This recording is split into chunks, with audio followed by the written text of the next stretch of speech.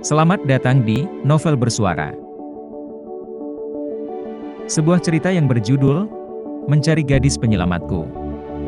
Episode 11. Oleh autor Siti Jariah. Dengan Adek Siska sebagai pengisi suara. Selamat mendengarkan. Kini di atap gedung tersisa Raihan, Reno, dan Eliza, dan Dino. "Nona, siapa namamu?" tanya Dino saat baru berjalan bersama Eliza mendekati Raihan dan Reno. "Eliza," jawab Eliza tanpa menyadari keberadaan Raihan. "Dek, ya Allah, apa yang benar aku dengar? Nama gadis itu Eliza," batin Raihan. Terlihat pancaran bahagia di wajahnya tak henti memandangi Eliza. "Astagfirullah, kakak itu lagi. Ya Allah, tolongin Eliza. Harus bagaimana ini?" "Tenang, Zak, tenang," batin Eliza kaget melihat Raihan. "Maafkan aku, Kak, karena sudah membuat masalah," ucap Dino menunduk menyesali perbuatannya. "Sudahlah, lain kali jangan pernah berpikir seperti itu. Kami semua menyayangimu." Raihan memeluk Dino. Eliza yang gugup dan bingung tak tahu harus bagaimanapun secara perlahan berjalan menjauhi mereka. "Lebih baik aku pergi dari sini sebelum ketahuan." Baru beberapa langkah ia berjalan, seketika langkahnya terhenti ketika mendengar suara Raihan. "Nona Eliza." Raihan mendekati Eliza. "Aduh, gimana nih?" "Ada yang bisa saya bantu, Pak?" Eliza membalikkan badannya. Meskipun ia kaget melihat Raihan yang tepat berada di belakangnya, tapi ia berusaha bersikap setenang mungkin. "Apa Nona tidak ingat dengan saya?" Raihan merasa yakin kalau gadis di hadapannya itu adalah Eliza yang menyelamatkannya. Tapi kenapa Eliza bersikap tidak mengenalinya? "Maaf, Pak, saya tidak tahu maksud Anda." Eliza berpura-pura tidak mengerti. "Apa aku salah orang? Memang aku belum melihat wajahnya karena tertutup masker. Tapi suaranya seperti suara Eliza, dan perasaanku mengatakan bahwa dia Eliza," ucap Raihan dalam hati. "Nama Nona Eliza kan? Apa Nona tidak mengenali saya?"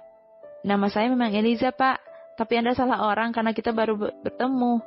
Maaf, saya permisi dulu, Pak. Sudah waktunya sholat zuhur." Eliza berjalan meninggalkan Raihan yang termenung bingung menatap kepergian Eliza. "Ren, aku ingin data lengkap gadis itu secepatnya," ucap Raihan. "Baik, Tuan," jawab Reno. Jam istirahat. Sejak mengetahui Raihan adalah pemilik perusahaan, Eliza tak pernah melepaskan masker. Ia benar-benar tidak mau Raihan mengenalinya. Raihan dan Eliza kembali berpapasan saat sama-sama keluar dari musola. Eliza dengan tergesa-gesa mengambil sepatunya dan berlalu pergi tanpa berani menatap Raihan. Sedangkan Raihan kembali dibuat bingung.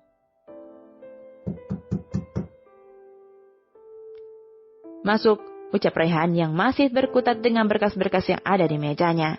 "Maaf, Tuan, ini data dari gadis itu yang Anda minta," ucap Reno. Raihan pun terlihat bersemangat membaca data Eliza.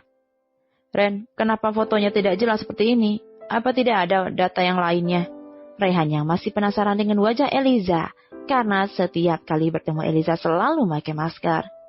"Maaf, Tuan, Nona Eliza adalah karyawan baru, jadi hanya itu data yang ada." Raihan tampak bingung. Dia ingin melihat wajah Eliza, sedangkan foto yang ada di data Eliza terlihat buram.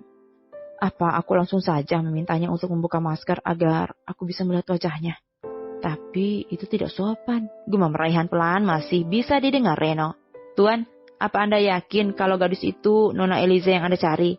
"Maaf, Tuan, sebelumnya. Biasanya secara logika kebanyakan orang yang telah menolong akan menemui orang yang ditolong. Bahkan ada dari mereka yang mengharapkan imbalan. Apalagi jika mengetahui status Anda. Jika gadis itu benar Nona Eliza yang Anda cari, bukankah akan lebih menguntungkan baginya? Karena orang yang dia tolong adalah atasannya. Jadi, kenapa dia harus berpura-pura tidak mengenali Anda?" Sontak ucapan Reno membuat Raihan tersinggung. "Mungkin yang kau katakan benar, tapi Eliza yang menolongku bukan orang yang seperti itu. Aku melihat ketulusannya saat menolongku. Jadi, jangan pernah samakan dia dengan orang-orang seperti itu." Raihan terlihat marah pada Reno. "Maaf, Tuan." "Sudahlah." Raihan masih melihat data diri Eliza. "Jadi dia ada di bagian subdivisi pengiriman." "Benar, Tuan. Saya juga ingin melaporkan kalau akhir-akhir ini produksi barang kita berkurang sehingga tidak mencapai target." "Baiklah, kita adakan meeting sore ini. Hubungi semua bagian produksi dan pemasaran." "Baik, Tuan."